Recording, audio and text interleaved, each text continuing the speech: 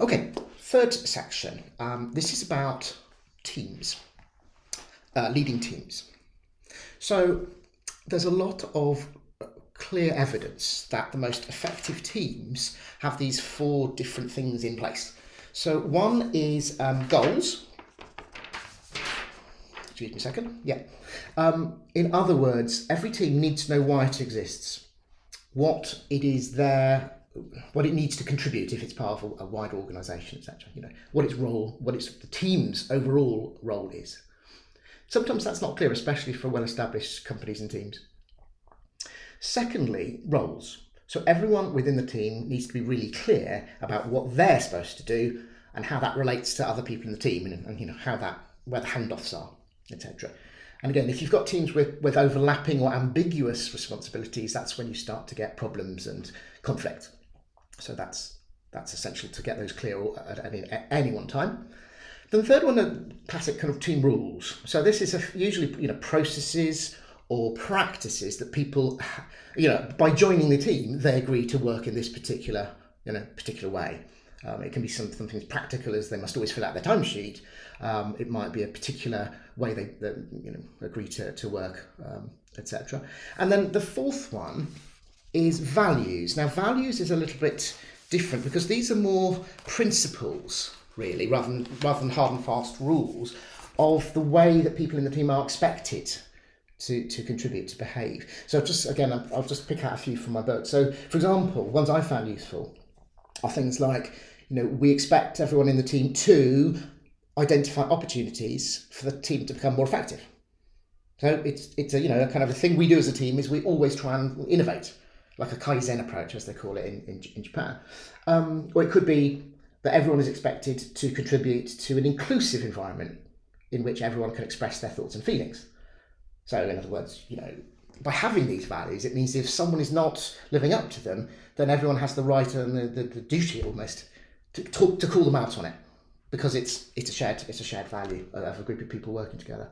The third one I quite like is also we expect fellow team members, to support people when they're under time or emotional pressure. So like a human value. In other words, if someone is under real stress of some sort, then other team members are expected to help out if they can.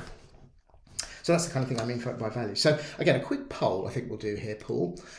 So this is asking, in the teams that you've been in throughout at any time in your life, is which of these 4 ingredients have been missing most often, in your opinion?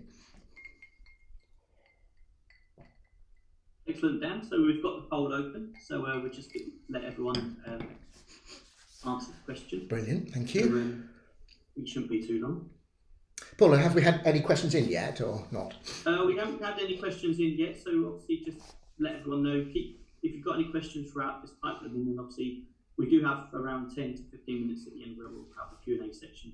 And we can put these forward to Dan. And obviously if we do have a lot of questions, don't worry, these will get passed on to Dan afterwards and we'll be able to get in touch directly with you. So we're about there, so I'll end the poll and I can share the results with you. So it should pop up on your screen now. Okay. Oh, values, right, yes.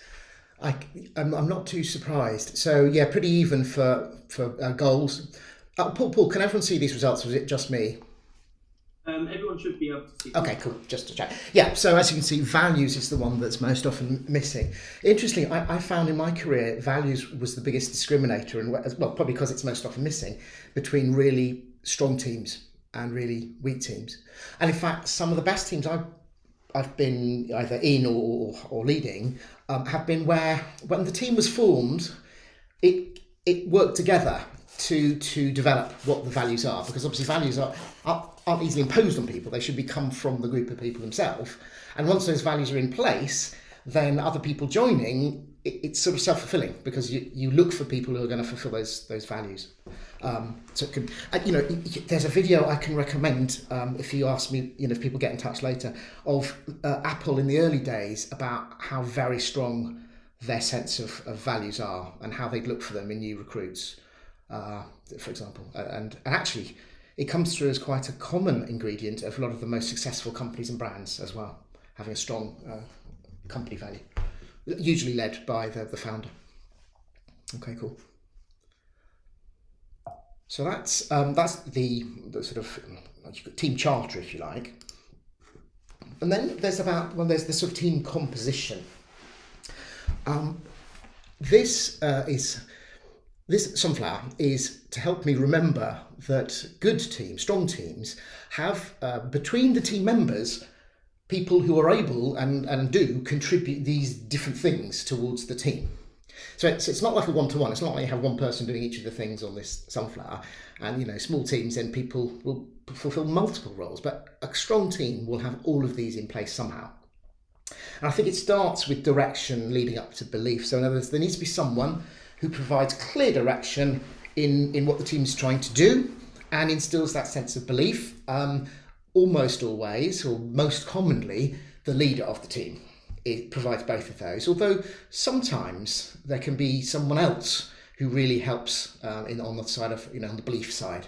Maybe someone who's very passionate, who works very closely with the leader, who provides the passion and belief along with the direction from the leader. So that's the sort of first thing. And CEOs are often providing those things, for example, in a company.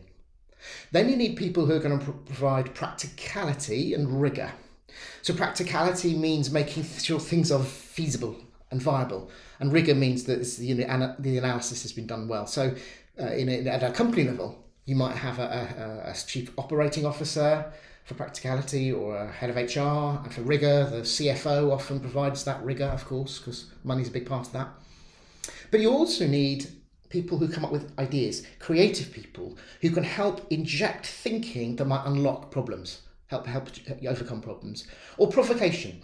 People who, although people like that can be very annoying, they're essential to an effective team. And they're not annoying because I shouldn't have said that. They should be valued because provocation is an important part of providing checks and balances to make sure that the decisions are right and people aren't just doing what they did before, for example. And then in terms of harmony and clarity, a team will fall over if it doesn't have sufficient people contributing clarity about what's going on and why it's going on, and harmony, so everyone gets on and is functional. And again, in my experience, they can come from any role. It doesn't tend to align with a particular function, although it does tend to be stronger amongst certain of the personality preferences we saw before. So if the use of this is when you're forming a team, especially larger teams, make sure you have a good mix of people who can fill these different roles within your team. And if one's missing, try and find someone to help strengthen the team.